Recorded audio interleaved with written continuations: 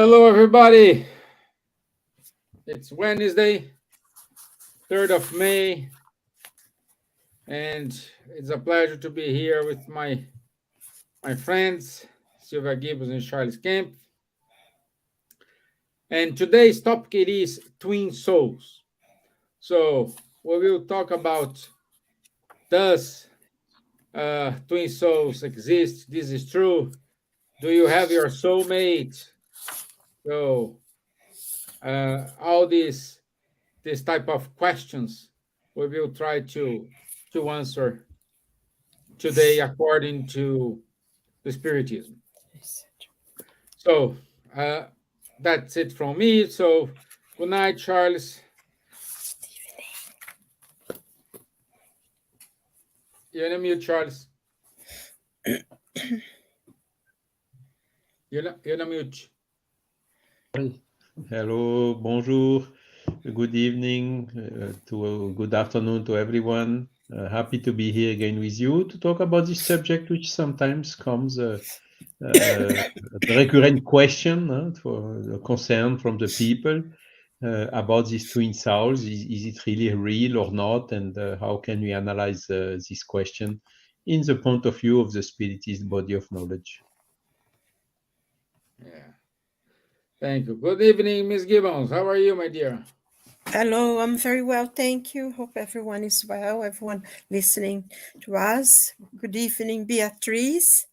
And, as Charles said, today is an interesting theme. People talk about this, and it's good to clarify the Spiritist point of view about twin souls or soulmates, as they call them.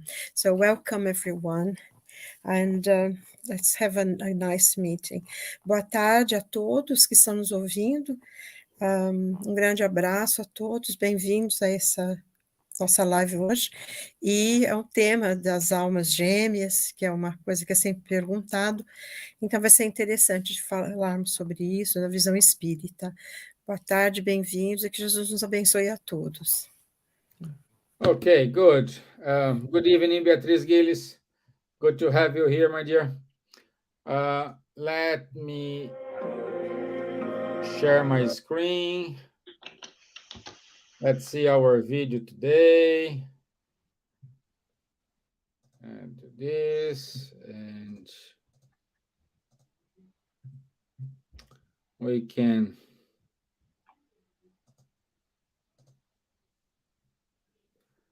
go from here.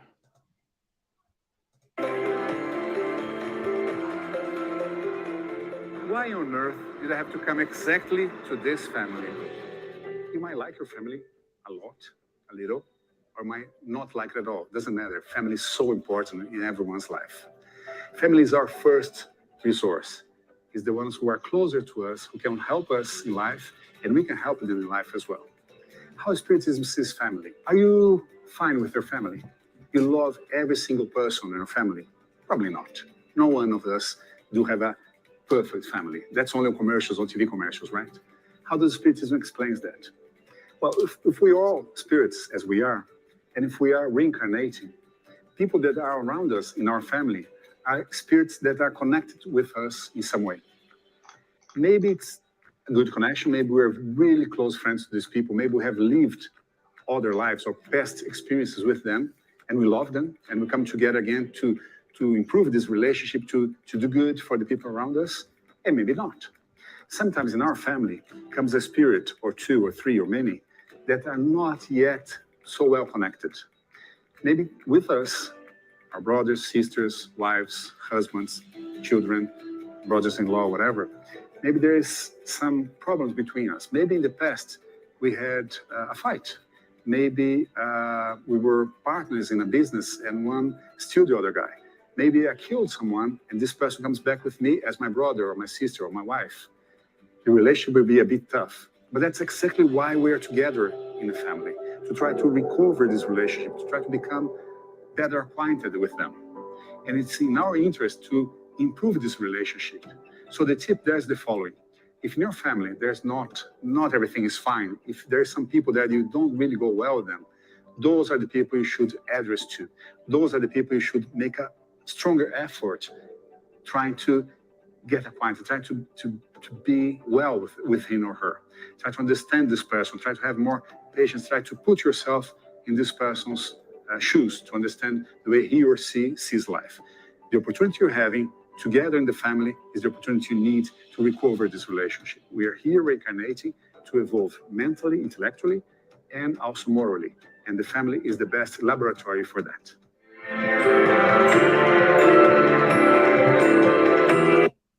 Okay. So why I have choose those videos? Because when we talk about twin souls, we just think about your other half. Who gonna be married? Doesn't matter what kind of relationship you have, but who gonna be the person gonna stay with me? Shall I build, or we will build a family together? So the answers why it's happened, we will try to guide you today. But I'd like to start this conversation with Charles. And my friend, straightforward question: do we have a twin soul? Good question, thanks, Stevan. This question of the twin souls is treated by Allan Kardec in the Spirit's book, in chapter 6, which is about the spirit, is the life in the spiritual world. And there is a sub-chapter which is called Sympathies and Antipathies Amongst Spirits and Eternal Halves. And indeed, Kardec is clearly asking to the spirits, for instance, if we have another half, or if we have twin souls, because it's something that we hear a lot. A lot of people are thinking a lot or are waiting, particularly in the young, when they are teenagers and so on, to look and with hopeful, full of hope for finding the eternal half. And in fact, the Spiritist body of knowledge, when Kardec asked, do we really have an eternal half? The spirit who is answering, the Spirit of Saint Louis, is answering, this expression of half is not correct, because what we did mean that there is one spirit that has been cut in two halves at a given point in time that should encounter again, and this is clearly not what is happening. Because if you cut a spirit in half, it's not a spirit anymore, So the expression is indeed not correct. Now, if the people think that we have, how to say, a particular union with another spirit that will then last for the eternity, it is also a notion which is not correct, not confirmed by the spirits, because there is no particular union or fatal union between two souls, predestined union between two souls. The unity exists from the affinities the souls have one to each other, and what the Spiritist teachings are also saying is, the more the spirits are evolving, the more somehow they are united in their high evolution. This means the same question comes when we are trying to identify or to certify the identity of a communicating spirit. If it's an elevated spirit giving a high elevated message, the identity is secondary, because it can be Peter, Paul, or Jack, or whoever, the message is good. And all these spirits with high elevation will have the same thoughts in pure harmony with the natural laws, and will give the high elevated message, whether it is one or the other or third one. So all these notions, Spiritist body of knowledge, is really helping us to stay humble, because we are not capable of ranking this high elevated spirit, because we are too low. We cannot rank to say that Jesus is higher or bigger than Krishna or than Buddha or whatever. Who are we to judge this type of things, you know? All of them are from the same spiritual team, which is here around the earth, helping the earth. And if it's one or the other or the third one, they will, in fact, stay the same things, bring the same content, body of knowledge and information. So to answer the question, it is no, there is no such thing as an internal half. And interestingly, there is a book from Chico Xavier entitled The Consoler. I don't know if it's translated into English, not sure. And in this book, it's also the same form of questions and answers, questions from Chico Xavier or some members of his group. And the answer came from Emmanuel. And one of the questions was about the same. Do we have eternal life or one twin soul with whom we will meet one day and stay together for the eternity? And Emmanuel is somehow answering that yes, we have. No? And before publishing the book, no, the responsible of the publishing entity for Brazilian Federation saw that there is a contradiction between what Emmanuel answered and these answers from Kardec. So they asked Chico, can you please ask Emmanuel to clarify why it's not the same as in the Spirit's book? And the answer from Emmanuel was quite straightforward. He said, look, if you find some discrepancy between me and Kardec, please stay with Kardec, stick to the Kardec position. So it was, I think, a wise and humble answer that Emmanuel made. Of course, there is then a kind of misunderstanding possible with the meanings of the word and so on. But there is nothing such as a twin soul. All the spirits, as in the measures that they evolve and become better, will at the end be united. Okay. Here on Earth, of course, it's only by groups of affinity, depending on the sometimes different level of evolution, as Caldini told it very well in the video you showed at the beginning. But at the end, all the souls will be united in their high evolution. That's what I can answer so far.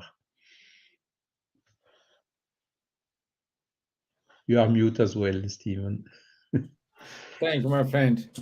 And now we're going to London, because today we have a very good special day. Everybody's it's bank holiday in London. Now we have King Charles. No, Monday No? is bank holiday. Monday is a bank holiday. Monday. Monday. Okay, sorry. Sorry to hear that. Yeah, everybody's working today. Okay. Preparing for the coronation, yes. Special time. Yeah. Okay. My dear, Funny. since we don't have twin soul, in what sense should we understand the term other half? Well, I think I wrote down the question here. It doesn't really. It's not appropriate. This question, other half. We don't have other halves because our souls. I think, like Charles explained, our souls is not divided. Because if we had a soul divided, depending on other people, we wouldn't be completed. So the spirit, our soul, is one. And we don't have other half as such, in a sense that, we're not split in the middle, waiting for another party to come and join it for us to be complete. So this is an incorrect thing, as the Spirit says. And what I think we have, and what, in the whole chapter here of the Spirit's book, is similarity of thoughts. We have sympathies, we have the same ideas, and I think it's different as well in the spiritual world without in the corporeal world, because here we have pride, we have selfishness, we have self-interest. There is a lot of things. So it's in the spiritual world really that the spirits are more connected, because they don't have any other barriers. But once we come into the spiritual world, we find people that we like because they share the same ideas with us, they have the same kind of sentiment, and this in a way we complete each other in terms of what I lack you have, so you can feel that for me, and what you lack maybe Charles have or somebody else have, and that's how and we have this kind of unity or purpose. Say for instance, like the three of us here, we have a purpose of that we love spiritism, has been part of our lives, and it has made changes in our lives, have made our lives a bit easier, and so we wanted to share with everyone who comes to be with us, who listen to us. And we have this strength of purpose, and in a way we are souls that we share the same ideas, the same thoughts, and we feel good together, and that's the thing. But as soul that we have to be completed, no. So in terms of the soul, to say we have a other half is incorrect. But of course, this is a very common expression. A lot of people, especially married people, will say, "Oh, this is my other half." The person already lost their name, their identity. They just my other half. And I think it probably as well is just a sort of loving expression, meaning that person completes you, but in a sense of sharing your life, sharing things. You get married, you have children, you love each other. So in that sense, that you feel fulfilled with that person, having oh yes, that's my other half and everything. But as spiritually speaking, we don't have other halves. Our soul is one, is unique, is complete. We do not need anyone else to come and be united with us so that our soul can be complete and one. If it's clear. But of course, we share each other's thoughts and sympathies, like the title in the Spirit's book about sympathies, and we share, and in a way we fulfill each other, but not spiritually. Our soul is one and is unique and is fulfilled in itself. And as we grow, as we progress spiritually, as we evolve spiritually, we become in a way almost more, because we have more knowledge, we have more compassion, more loving, and that's why this state of complete harmony exists in the spiritual world, and here we are just trying to achieve it. So I don't know if it answers your question. Yeah, Nadja. Yeah, thank you. And I know we have here Lou is here, Beatriz Giles. So if you do have any questions about our topic today, please write down in the comment box. And let's keep saying this. Okay, we do not have a twin soul. We do not have our other half because we are complete. But what make us to, let me say, what is the sympathy that attracts one spirit to another? Charles, can you help me here? Yes, so the sympathy which attracts one spirit to another's is depending on whether they agree in their trends, in their opinions, or in their instincts somehow. Uh, s- that is what is explaining the sympathy or the affinity between spirits. So it's a little bit the same process than for the sympathy between the people which are incarnated. They like the same things, they have the same ideals, they have the same hobbies, and so on. So this is why they are sympathetic together. And the good spirits, the elevated spirits, their sympathy is in doing good, in being in harmony with the natural laws. And that is why all the spirits who reach that level, they are sympathetic. They are somehow united. And it's only on Earth with spirits which are not yet so elevated, like ourselves, that we can have different opinions.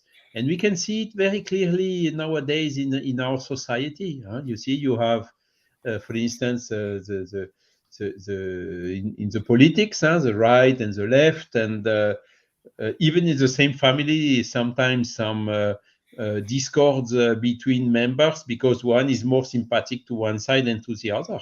And in Earth, we have on the Earth nowadays, we have a lot of subjects like this, which are in fact testing us, try to dividing us.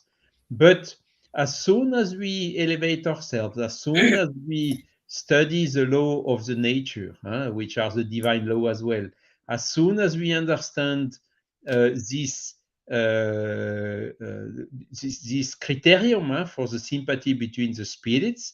These are what are really the real values, the one which are eternal and not only temporary during an incarnation. Then, of course, we slowly but surely work to progress in that direction. And the more we progress, the more we will have the spirits with the same level of evolution, of higher evolution, which are around us with these sympathetic links. Caldini told it very clearly at the beginning in the video as well. So you have in a family sometimes some members which have this big affinity, but sometimes there are also others which are more complicated. And the explanation for that is problems or prejudice that we have caused in the past that we have to compensate right in this life. And that is why sometimes even between in the same family, father and son, or mother and daughter, and or other, which are together in order to reconciliate and to repair the prejudice that they may have caused one to the other in a past life. So, but once we are evolving, of course, this sympathy which attracts one to the other is linked to the level of evolution. And the spirits are even, as Saint Louis is saying, that, where is it? Voilà. More the spirits, the greater the spirits are purified, the more united they are. And this is summarizing basically the answer to this question. Thank you, Charles. Thank you. Silvia, okay, as Charlie said, and Caldini in our video, a family is composed by sympathetic spirits and non-sympathetic spirits. Okay? Can a non-sympathetic spirit become a sympathetic spirit to others? And the other way around. So can these change or not? Or once we are sympathetic with that spirit, we are together? Well, I mean, talking about families, we know that the families how could we put it? It's an envy, isn't it? Because we usually comes in the families where we have things to readdress a lot of the difficulties that we had in the past. So in the families, we have people that are very friendly and we like them. And sometimes we have more difficulty with others. I must say, I'm blessed because we don't have too much of this stuff in my family. We seem to like each other very well. Although, have a little disagreement here and there, but mostly we love each other. I don't have a very big family, but at least, I feel very happy with that, and I feel glad and blessed that I love them all. But there are families that there is a lot of difficulties. We have old enemies that will come into the family because they either have regretted and they want to ask forgiveness, or we ask to help them. So if we might not be in the same level of sympathy with everyone, but we can always do that. A spirit that is not liked or doesn't like us, we can turn it, we can make a difference, especially, say, for instance, in our family, if we make an effort to understand that person better, because there is always one or another person who rubs you the wrong way, doesn't it? Either be in your family or amongst your friends or at work, there is always someone who rubs you the wrong way. At least I always find someone. But it's just because sometimes our spirit doesn't quite tally. They don't quite think the same way. Is different. But, I think just a little effort sometimes will make a big difference. I have had situations that, people at work would come in and, never say anything. And then I would always say, good morning. How are you today? A few times they just look at me as if I was gone mad or something, saying good morning. But then, eventually, one day, actually, this person, and she didn't like me for some reason that had nothing to do with me. But anyway, and then one day she came down, she sat next to me and she said, I didn't like you at all, because this and that and the other, because she knew somebody. But you always say good morning to me in such a nice way, as if you really mean it, that I should have a good day, that I'm beginning to like you now. And I was quite surprised because, she just came in, never said good morning or anything. But, and I think afterwards we became quite good friends at work. It was quite nice. She would come and sit to talk to me and tell me about her things. And in the end was really nice, and I think we can change. A spirit that is not sort of sympathetic to you, they can change if we make a little effort, I think, or sometimes they do, because we don't need great, I don't know how Charles feels, but sometimes we don't need great things to do momentous things. Maybe just, like I said, just a good morning. She didn't answer. I never stopped saying. I said, oh, good morning, have a good day, good morning, good morning. And eventually she said, oh, yeah, it looks as if you really wish me a good morning, a good day. And so, we became good friends. And I feel that spirits can be sympathetic, but sometimes, I don't know if you agree. I think if you come to a level of sympathy with that person, that you be it between a family, or friends, or colleagues, whatever. I think when we come to that level of understanding them, it's very. I don't think we sort of go back to dislike them again, because there is a kind of work, something happening between, that we can see their good qualities and they can see our good qualities, and the things that maybe we don't like so much about them, we can overcome that, and they probably do that. I find that, maybe I'm wrong, please, tell me your opinion, but I find once you have done this struggle to be in sympathy with someone in the same level, it's very difficult to sort of go back again and being bad because you already worked on that situation. So I think it's easier for someone who you didn't have sympathy with to become, to really like them and become quite friends, than, maybe someone you really liked and the person, you'd stop disliking them. Unless we like someone because we project on them qualities that they probably don't have, and they would disappoint us terribly. But on the other hand, that's not their fault. It's the fault is our own. We transfer to people qualities that they may not have, and it's a bit of a disappointment. But I think that that's how we build, making a little effort in a family. We should make even extra better to like people. I don't know how you feel about that. Yeah, no, you're right, Nadja. Yeah. It's all depends how you are tuned, how is your vibration, why do you like it, you don't like it. So we do have a Because question. there is a kind of, when you start liking someone, you have a kind of there is a kind of sympathy, there is a kind of understanding. Your thoughts are connected, aren't they? Somehow you think more or less the same way, you like the same things, isn't it, when you like someone? Sorry, you were going to say something. No, I What was is the just question, saying Beatrice?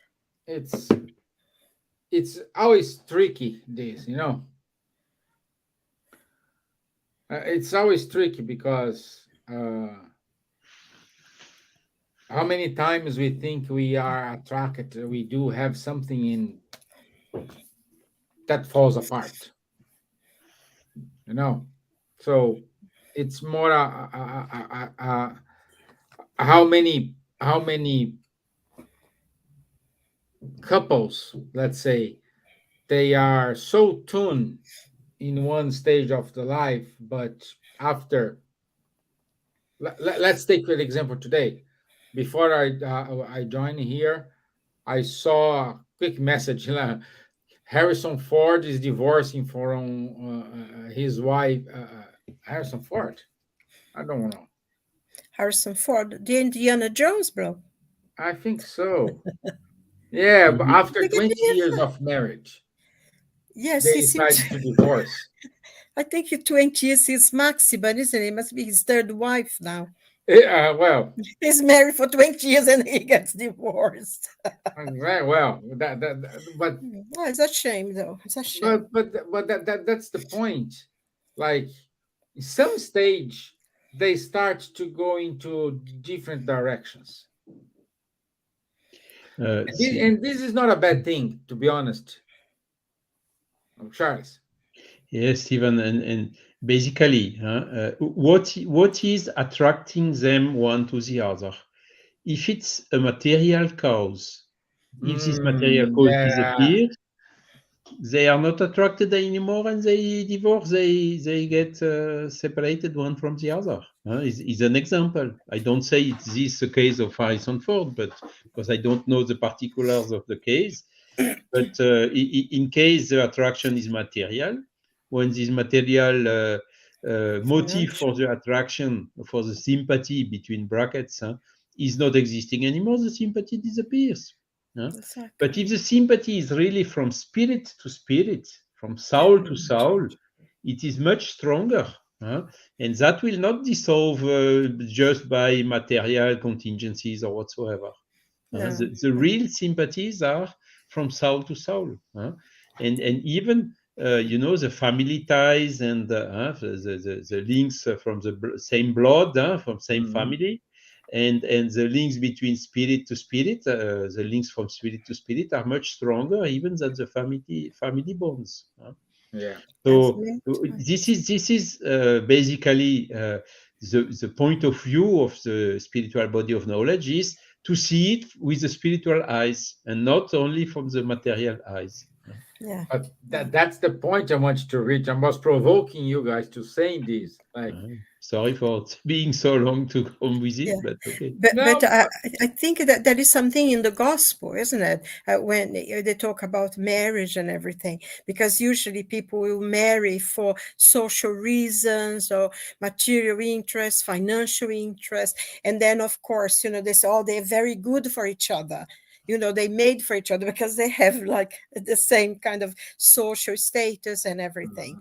But you know, in the end, it's not spiritual and it will disappear, because also you know, there is that quotation from Jesus that what God puts together, no man will put asunder. So those who are connected by in the level of the spirit, they are always will be connected by the level of the spirit. But we know also that a lot of marriages is we have to come with certain people to readdress lots of wrongs, don't we? We know that marriages are, and sometimes maybe, you know, they come to a point, they fulfill the mission that they had with that person and disappear. Because Beatrice, actually, she has a question here, has two yeah, I spirits. will ask the question. Go ahead. Go ahead. You're reading. Go ahead. Did you read? Have you answered already? Sorry. No, I'm waiting. Finish this discussion to show to. Yes, because I mean, this is sort of going to the questions that you Yeah. asked, isn't it?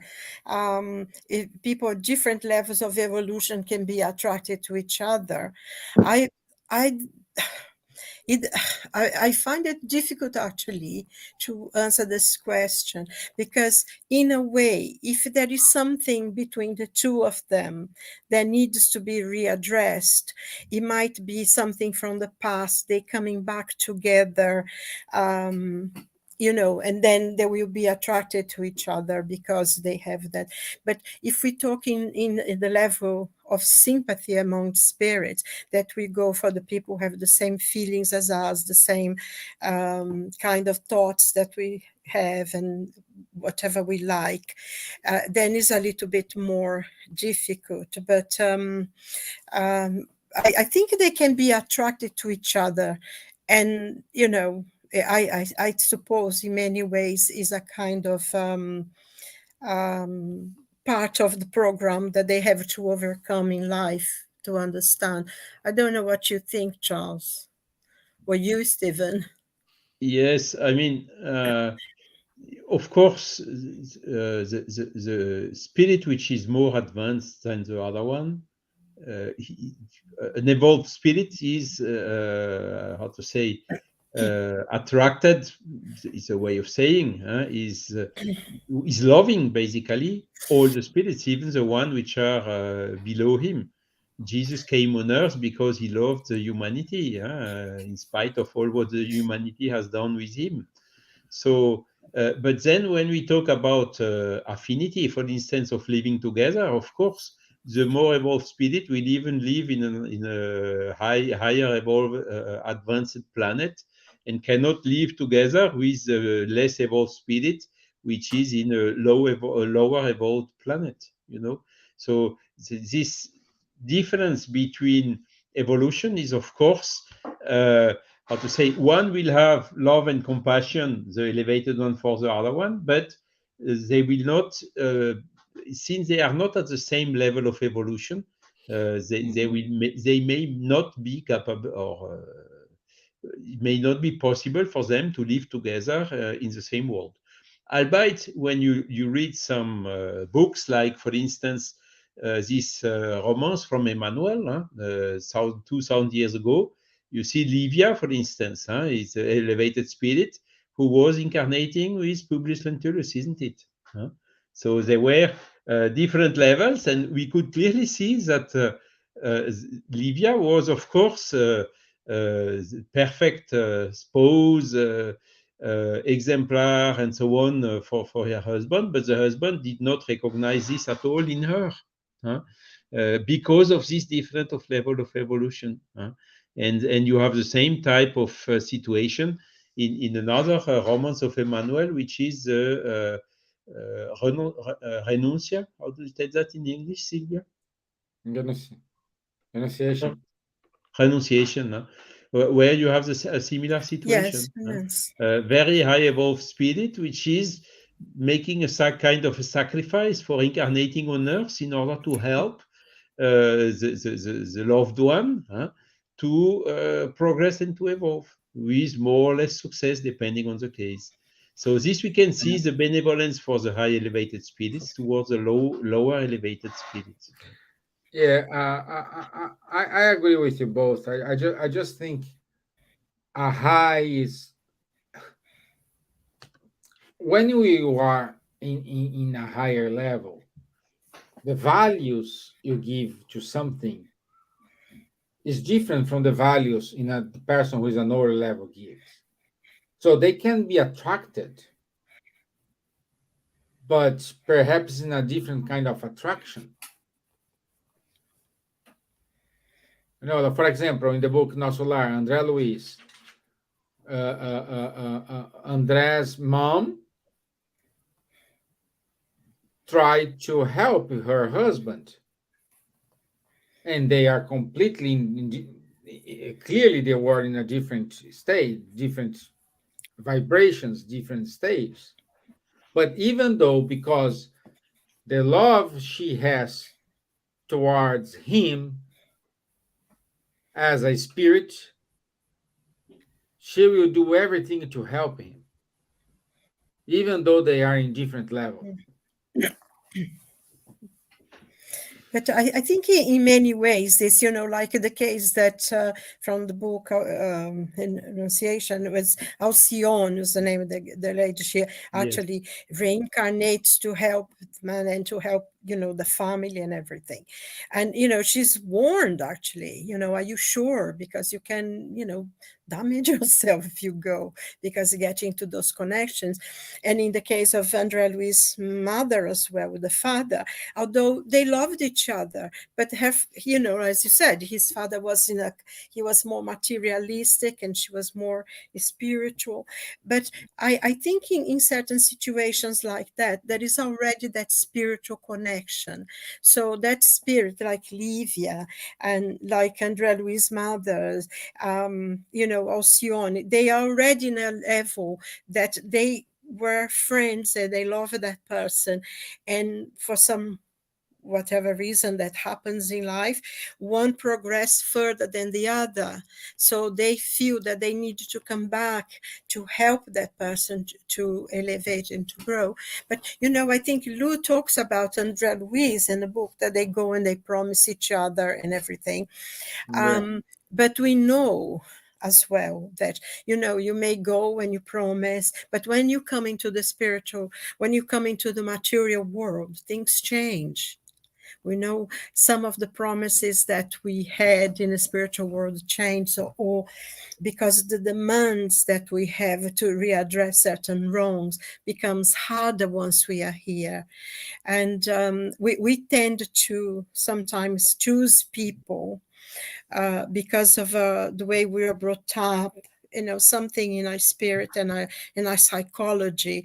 Say, for instance, someone who had a very abusive parents, they tend to go for partners that are abusive for some reason, but there is all these long connections with the spiritual, with their past lives that we don't know.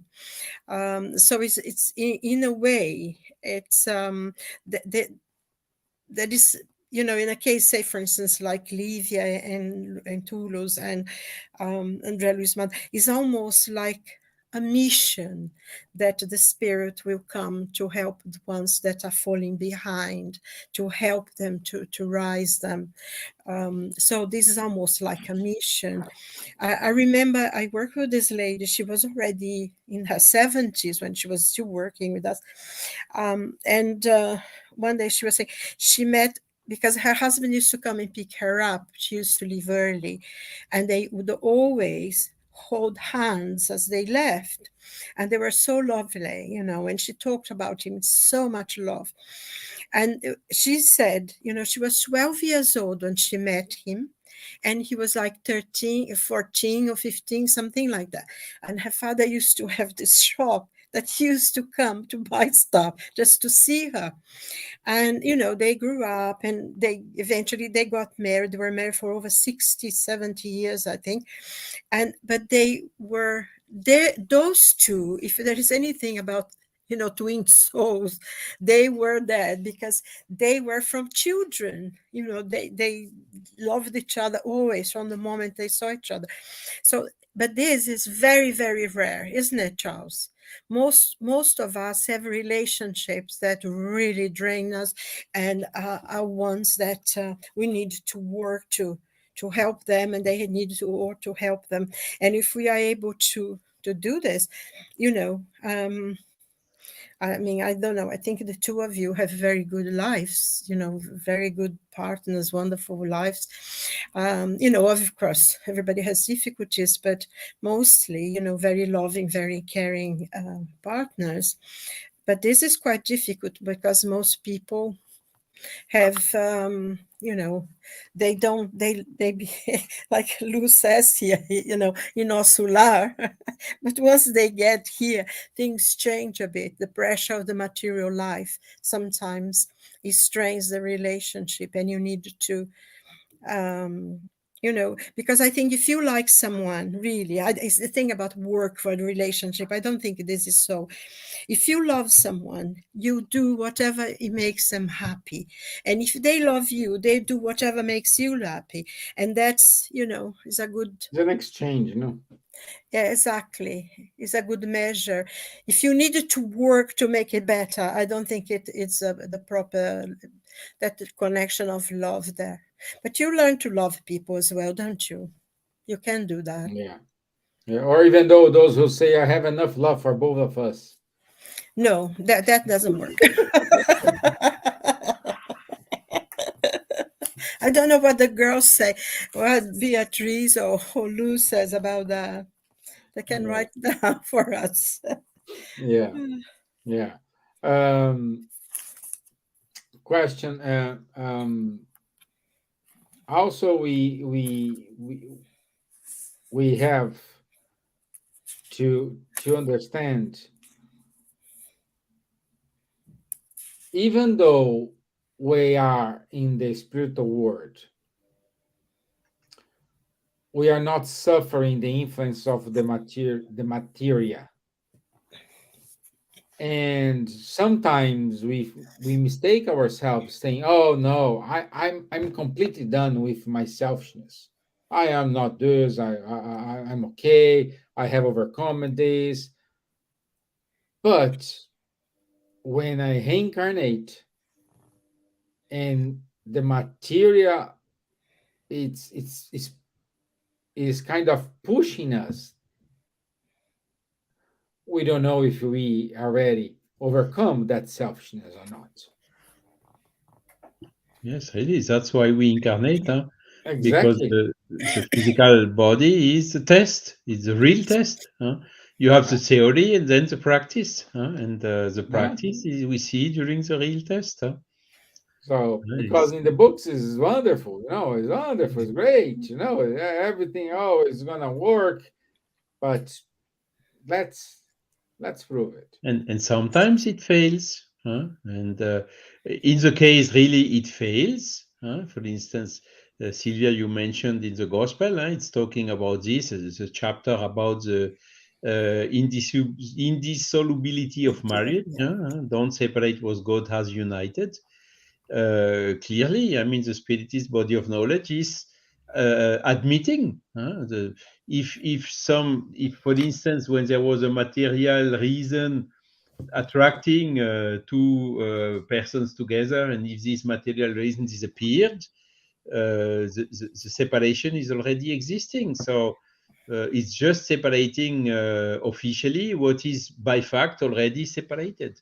So Spiritism, body of knowledge, is not against divorce, for instance. And there are some critical cases, like when it goes really very wrong, when you have violence and things like this.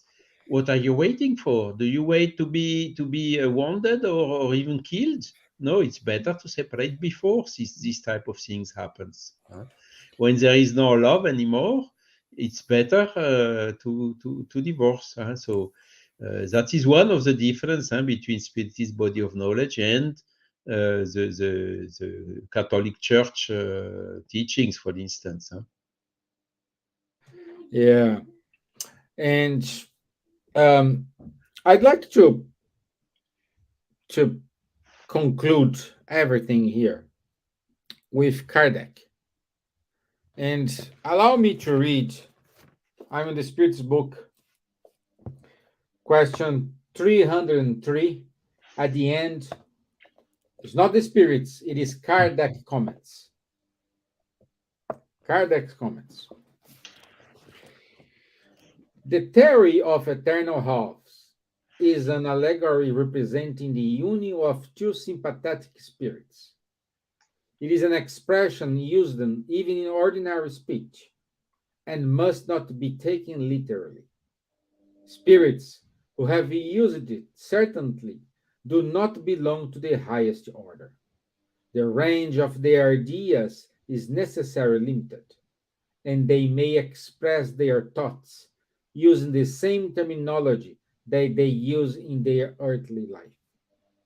We must, therefore, reject the idea that two spirits are created for each other, who must inevitably be one day reunited in the eternity, after being separated for a more or less long period of time. That's the reason. That's the reason of faith here. The power of synthesis of Kardec is really amazing. Yes. But in my book, he says towards therefore it should be entirely rejected. That's my old book. It's falling apart. It's a new book you have. It's Anna Blackwell. It doesn't really.